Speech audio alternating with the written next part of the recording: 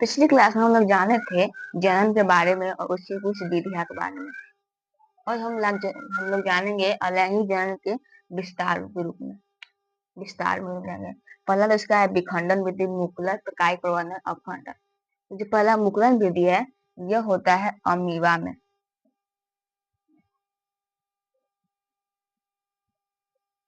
Amoeba क्या है कि यह एक कोश के जीव है, इसमें जनन विखंडन विधि द्वारा होता है। नाम से यह विखंडन यानी विखंडन होगा, जैसे कि अमीबा है वैसे यहाँ पर यह क्या है केंद्रक,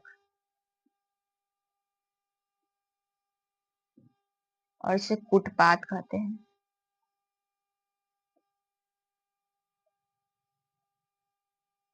तो ये जो अमीबा है जब इसे बहुत सारे ये परिपक्व हो जाता है पोषण ग्रहण करके, तब ये अपनी जैसे संतान उत्पन्न करने की जो होता है मूड उसमें आ जाता है।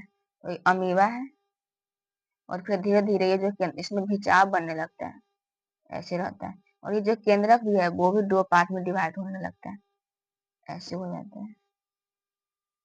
जैसे ये अमीबा है और यहाँ से फिर ये अलग खिंचाव होने लगता है केंद्रक का और ये कोशिका। और फिर कुछ देर मतलब समय के बाद ये ऐसा हो जाता है, बहुत पतला हो जाता है। केंद्रक भी दो पार्ट में लगभग डिवाइड हो ही गया रहता है और फिर ऐसा पोजीशन में आता है और फिर ऐसे बन जाता है।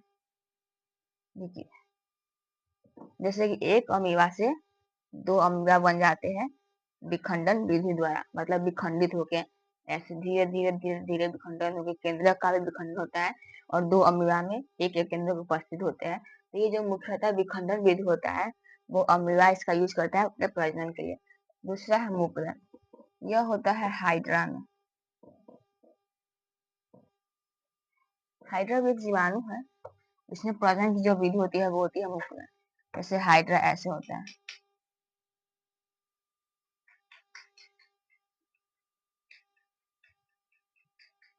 मान लिया।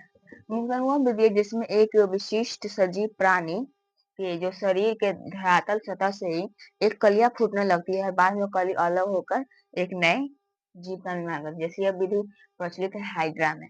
जैसे कि हाइड्रा है, जब ये हाइड्रा पोषण ग्रहण करके परिपक्व हो जाता है तब ये जन्म पर करने के लिए तैयार हो जाता है। तो ये जो हाइड्रा है ये पोषण ग्रहण करता है तो इसके जो शरीर के धरातल सतह है वहीं से एक छोटा सा यहाँ से एक कोड़ी फूट जाता है जिसे मुकुल कहते हैं।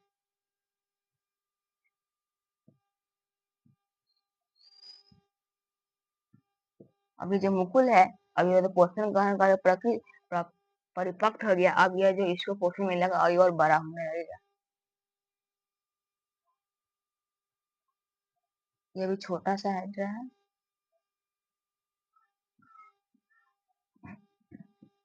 इसी तरह से कलियां निकलती है और फिर कुछ समय बाद ये जो कली है वो टूट कर इससे अलग हो जाती है और ये जो है यहाँ से अलग होकर अलग बन जाती है। यही होती है हमारा हाइड्रा एक नया बन गया। इसी एक हाइड्रा से देख कैसे दो हाइड्रा बन गया। पहले तो यहाँ से पोषण ग्रहण करके यहाँ छोटी से कली निकलती और फिर वह कुछ समय के बाद बड़ी हो जाती है और फिर कुछ समय के बाद जब अलग होने लायक हो जाती है हाइड्रा बनने के लिए, तो वहां पर ये टूटकर अलग हो जाती है, एक न्यू हाइड्रा का निर्माण हो जाता है। दूसरा है कायिक प्रवर्धन। तीसरा जो विधि है वो है कायिक परिवर्धन। कायिक परिवर्धन वह विधि है यह पादपों में होता है। जैसे पादपों में कुछ पादपों में बीज नहीं पाए जाते हैं, उसमें कायिक प्रवर्धन द्वारा होता है। जैसे कि आलू, गुलाब का फूल, ये सब में जिसमें जो तना कुछ और भी होते हैं, तना पत्ती, इस सब में द्वारा कायिक परिवर्धन होता है। जैसे कि गुलाब, आलू, जी मान लेते गुलाब का पेड़ है। तो ये जो है जिसका तना, तो यहाँ पर इसका छाल हटाकर उसे मिट्टी भर लगा दिया जाता है और उसे पानी से संचित किया जाता है। और फिर कुछ समय के बाद यहाँ जो तना पर कट लगाया गया था वहां से न्यू रूट सब बाहर निकलने लगते हैं और फिर से काट कर अलग कर कर फिर प्लांट कर दिया जाता है। तो वही है पेड़ पौधे में, गुलाब के फूल में यही कायिक प्रवर्धन द्वारा जनन होता है। एक पेड़ से कलम लगाकर उसे अनेक पेड़ में विभाजित कर देता है। आलू को भी आप लोग देखिए इसे बीच से काट कर मतलब अनेक खंडे में उनको विभाजित करते हैं, फिर उसे मिट्टी में रोप दिया जाता है, फिर एक नया आलू बन जाता है। तो ये काय प्रवर्धन ये सब में पत्ता से भी काय, ये तना से होता है। गुलाब में काय प्रवर्धन तना द्वारा होता है, आलू में भी तना। और आप जो सुने वो एलोवेरा, एलोवेरा इसमें जो काय प्रवर्धन होता है वो पत्तियों द्वारा होता है। एलोवेरा के एक पत्तियों को जमीन में गाड़ दिया जाता है और फिर उससे एक न्यू एलोवेरा का प्लांट बाहर निकलता है। और ये अपखंडन, अपखंडन होता है वो स्पाइरोगाइरा में। इस विधि में किसी कारणवश जो विशिष्ट जीव सजीव प्राणी है उसका जो शरीर अनेक 2-3 खंडों में विभाजित हो जाता है, जैसे स्पाइरोगाइरा ऐसे रहता है, आपस में ऐसे जुड़ा रहता है।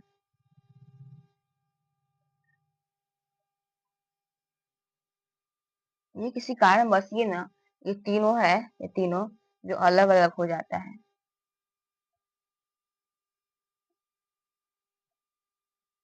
जैसे कि तीनों एक था स्पाइरोगाइरा, वो विखंडित होकर 2-3 पार्ट में अलग हो जाता है और ये अपनी संख्या में वृद्धि कर लेता है। तो वही है अलैंगिक जनन की कुछ विधियां और कौन कौन जीव में यह होता है यही बताए थे। जैसे विखंडन, मुकुलन, कायिक प्रवर्धन और अपखंडन। अपखंडन वह विधि जिसमें किसी कारणवश विशिष्ट सजीव प्राणी के जो शरीर है वो कई खंडों में विभाजित हो जाता है। कायिक प्रवर्धन में पार्ट पूर्ण होता है। जो मुकुलन है इसमें किसी विशिष्ट सजीव प्राणी की धरातल सतह से अति कली जो निकलती है फिर वो अलग हो जाती है। विखंडन में जो विखंडन में जो विशिष्ट सजीव प्राणी है वो विखंडित होकर अपने संख्या में वृद्धि करता है। और विखंडन भी 2 प्रकार के होते हैं, द्विविखंडन और दूसरा है बहुविखंडन। द्विविखंडन मतलब जो द्विविखंडन में एक विशिष्ट सजीव प्राणी है वो सिर्फ 2 ही पार्ट में डिवाइड होता है।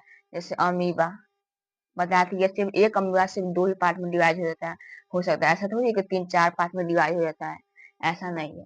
ये सिर्फ एक पार्ट में डिवाइड हो जाता है, मतलब एक अमीबा 2 पार्ट में विखंडित हो जाता है और दोनों में केंद्रक भी विखंडित हो जाता है और फिर दोनों वृद्धि करने लगते हैं। और जो बहुविखंडन इसमें जो एक विशिष्ट सजीव प्राणी है वो अनेक खंडों में विभक्त हो जाता है।